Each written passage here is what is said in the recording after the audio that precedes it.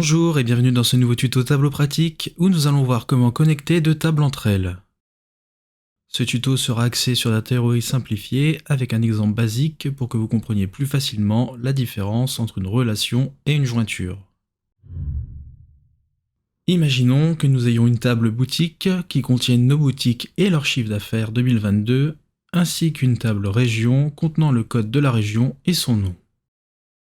Si je souhaite travailler sur mes deux tables afin, par exemple, d'avoir le total de chiffre d'affaires par région, je vais devoir connecter mes deux tables entre elles.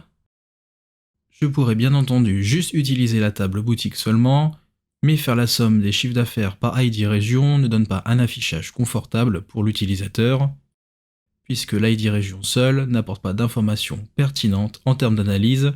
C'est pour cela que nous avons besoin du nom et donc d'une seconde table.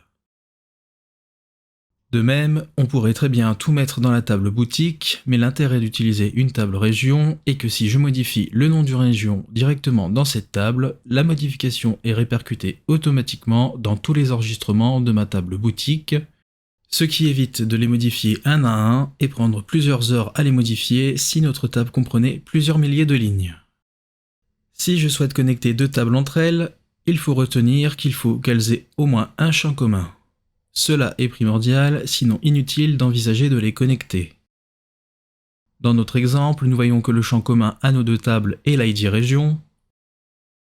Une fois identifié notre ou nos champs communs entre nos deux tables, je vais pouvoir les connecter à l'aide d'une relation ou d'une jointure sur ce champ commun. Quelle différence entre une relation et une jointure? La première différence est au niveau du sens de lecture. Avec une relation, nous n'avons pas à définir de sens de lecture, c'est-à-dire que l'on va prendre l'ensemble des données de nos deux tables que l'on qualifie de couches logiques. A l'inverse, si nous utilisons une jointure, nous devons spécifier quelle table est la table maître, c'est-à-dire celle que nous voulons comme référence. On parle alors de couches physiques. Si dans notre table désignée comme table de référence, il y a des données qui ne matchent pas avec l'autre table à laquelle elle est connectée, alors il y aura dans ce cas des pertes de données. Pour que cela soit plus parlant, reprenons nos deux tables. Si je connecte ces deux tables entre elles avec une relation, comme j'ai des valeurs sans correspondance, en utilisant une relation, je n'aurai pas de perte de données. Je m'explique, dans ma table région, nous voyons que la région Bretagne avec son ID numéro 47 ne figure pas dans la table boutique. Ainsi, si nous faisons la somme des chiffres d'affaires par région, en utilisant une relation, la région Bretagne remontera dans nos données avec un chiffre d'affaires à 0 €, de même que la région numéro 49 avec un CA à 340 900 € remontera dans nos CA mais sans nom de région. A l'inverse, si je connecte mes deux tables entre elles avec une jointure, comme j'ai des valeurs sans correspondance, nous aurons des pertes de données. Par exemple, si je définis ma table région comme table de référence, comme je n'ai pas la région numéro 49, si nous faisons la somme des chiffres d'affaires 2022, alors la région 49 et ses 340 900 € de chiffre d'affaires ne remonteront pas dans nos chiffres. De même que la région numéro 47 pour la Bretagne retournera quant à elle un chiffre d'affaires de 0 €.